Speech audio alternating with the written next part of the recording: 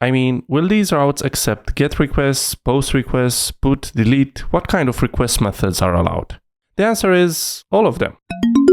Starting a server in Golang is super easy. You just call http listen and serve, give it a port, nil, and save. Just so you know, I'm using CompileDaemon, which is a CLI tool that rebuilds the entire project whenever a file changes. Now, this will start our server, but if I make a request to localhost 8000, we'll get a 404 response. That's because even though the server is up and running, it doesn't answer to any URLs, because, well, there are no routes defined.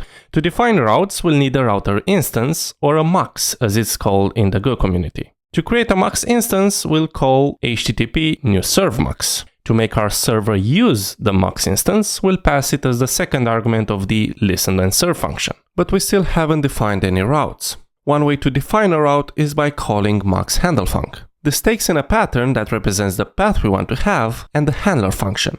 The handler function receives a response writer and a pointer to the current request. We can then use the response writer to write back a response and the request pointer to get any information from the request. Route parameters, query parameters, form values, and so on. And surely now if I save and make a request to localhost/users, we get our response back. Now this pattern here is called a fixed path. A fixed path is a path that doesn't have a trailing slash. The handler will only be called when the URL matches exactly. If you do add a trailing slash, the path becomes a subtree path. And this path will not only match users, but any other path that starts with users.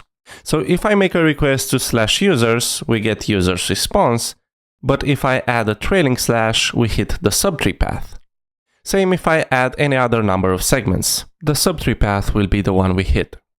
Now you might wonder, isn't the root path a subtree path? And if it is, how the hell do we do 404 responses? The server should return a 404 when a URL is not found. But if the root path is a subtree path, it will match anything, right?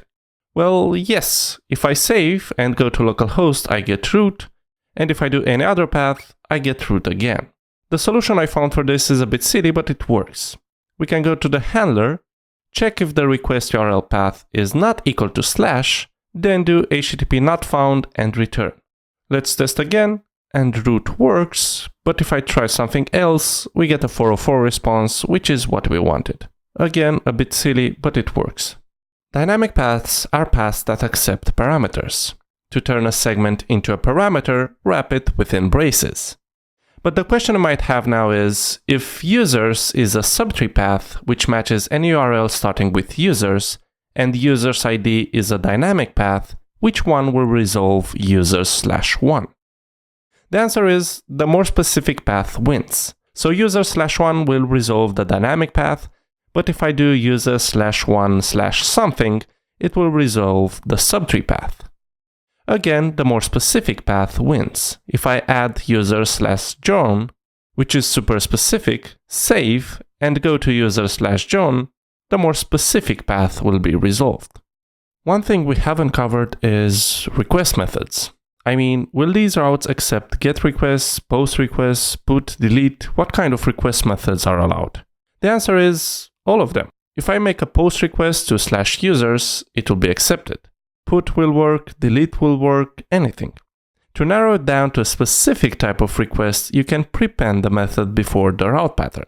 So users will only accept get for the user's subtree path, PUT for user's ID, PUT for user's John, and get for the root path. Now, if I get /users, it will work, but if I make a POST request, we'll get a 405 method not allowed.